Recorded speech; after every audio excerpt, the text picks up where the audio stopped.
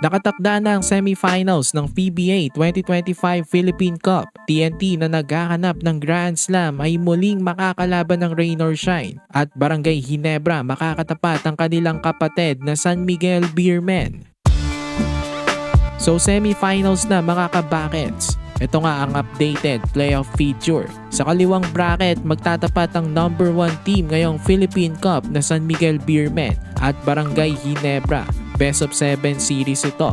Ngayong season sa first conference na Governor's Cup, nagtapat na rin sa semis itong Gene Kings at Beermen. Nanalong Ginebra 4-2 pero may Justin Brownlee pa sila nun. Kaya mahirap masabi na ganun pa rin ang magiging outcome.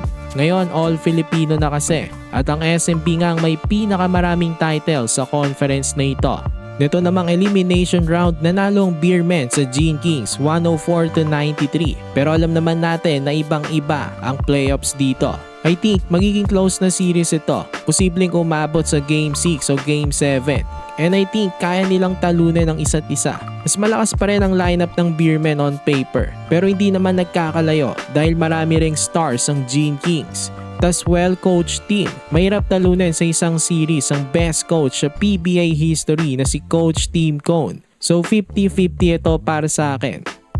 Sa kabilang side naman ng nagkakabol sa Grand Slam na TNT tropang 5G, makakatapat na naman ng Rain or Shine Elasto Painters. Tagumpay nga ang dalawa sa quarterfinals kahit pa may twice to win disadvantage. This season, 2 beses na nga silang nagtapat sa semis. Sa Governor's Cup at Commissioner's Cup, 2 beses na nalong TNT doon. Parehong gentleman sweep pa ang resulta. Pero this time, all Filipino na at wala ng RHJ ang TNT.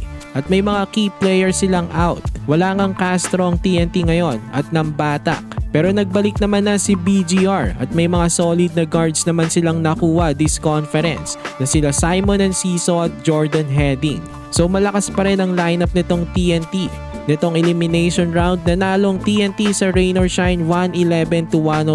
Parating na nanalo talaga itong TNT sa Ross. Pero umaasa ang Elasto Painters na sa pangatlong beses nilang pagtatagpo ay mapataob na nila itong TNT. Naniniwala nga sila sa kasabihang third time's the charm. Tumaas nga ang kumpiyansa nitong Elasto Painters after pabagsakin ng may twice to beat advantage na NLEX. So matalo na nga kaya nila ang TNT. Sa tingin ko, yamado pa rin ang tropang 5G sa Ross. Pero hindi naman ako masusurpresa kung ma-upset na ng Elasto Painters ang TNT. Magandang revenge nga para sa Ross kung sakaling mapataob nila ang naghahabol sa Grand Slam na TNT. So ayun lang naman mga ka-Buckets. Kayo, sinong tingin nyong magtatapat ngayon sa finals? For more PBA content, ilike nyo na ang ating video at mag-subscribe na rin sa JB Buckets.